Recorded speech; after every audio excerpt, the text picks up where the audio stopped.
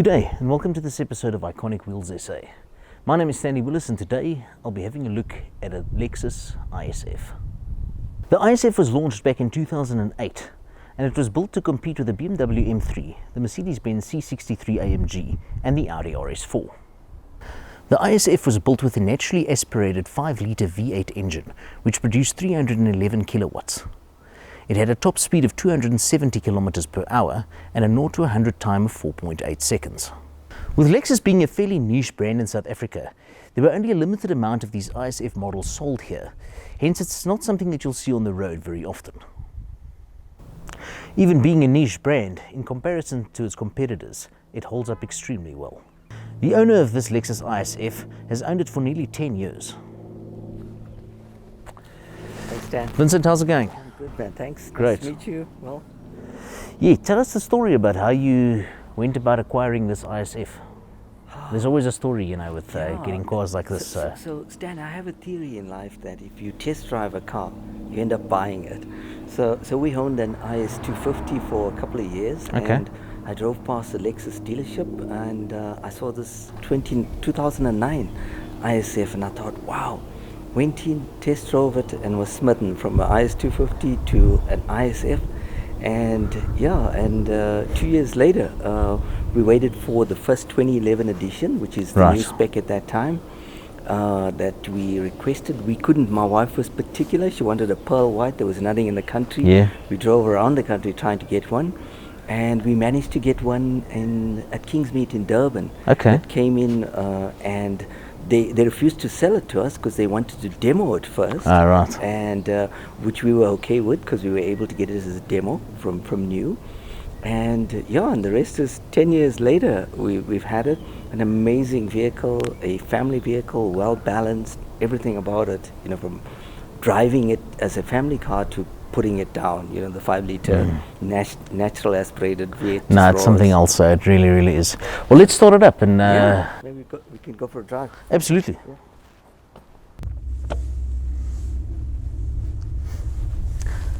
Geez, this car still feels solid, hey? I was checking the mileage earlier. It's got nearly 220,000 kilometers on the clock. Yeah. Or 218,926 now. You know, it's surprising about Lexus.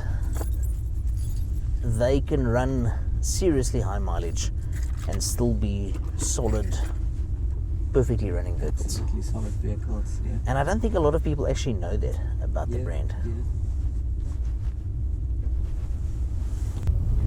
So as a normal family car, you can drive it as normal as you would want to. Yes.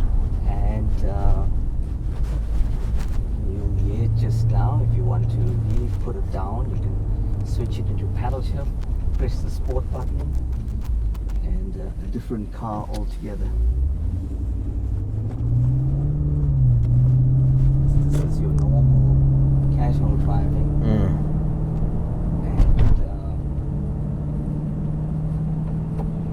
paddle.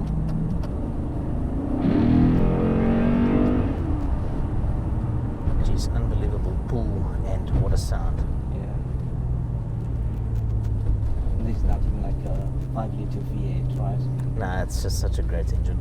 It's pretty much very sealed vehicle. So inside it's very hard to hear the natural aspirated V8 screaming at you. But on the outside, if you're standing outside, you hear it. You hear the woof and you hear the deep grunt of it. You know. I always say it's like I want somebody else to drive and I want to stand outside and just listen to it. And it's like Yeah, no, its sound is really one of its key components, I think.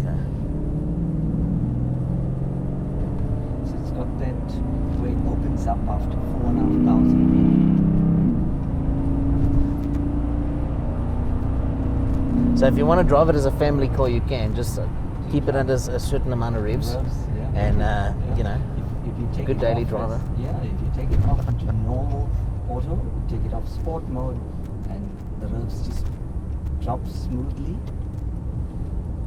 It just drops down quite low, and you can drive it as a Yes. So that would be your normal, my regular driving to the office and back. Yes. And if you Being a driver will test it now. Yeah. So it's almost like a dual-purpose car. It is. It's a reliable, comfortable family sedan, Yeah. but it can be a beast as well, depending on how you drive it. Correct. Yeah. That's why I say that the balance there is like just No, it's great. It really is. So if you put it into sport, you put it into paddle. Jeez, it's incredible acceleration. Absolutely incredible. And it still sounds like a new car this way. So I'm gonna open the window a little bit so you'll get to hear it.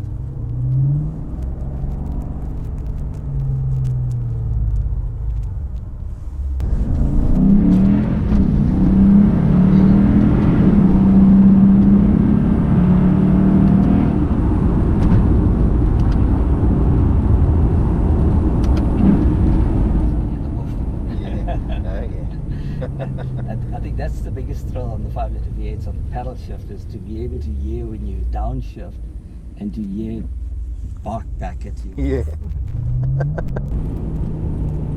Stand up and put off on the side here and give you the opportunity. Have fun with it. Well, geez, thank you very much, Vincent. I really appreciate that.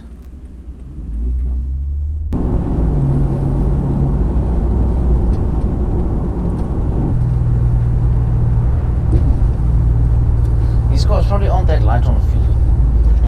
They're not bad, Stan. I get on average with driving it as a normal vehicle around 10 to 100 for a big That is not bad It's at not all. bad at all, yeah.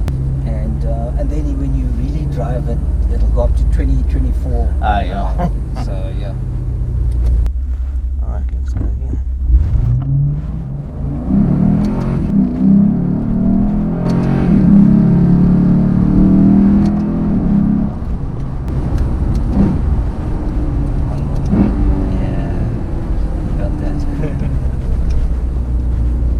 Vincent, thank you so much for today.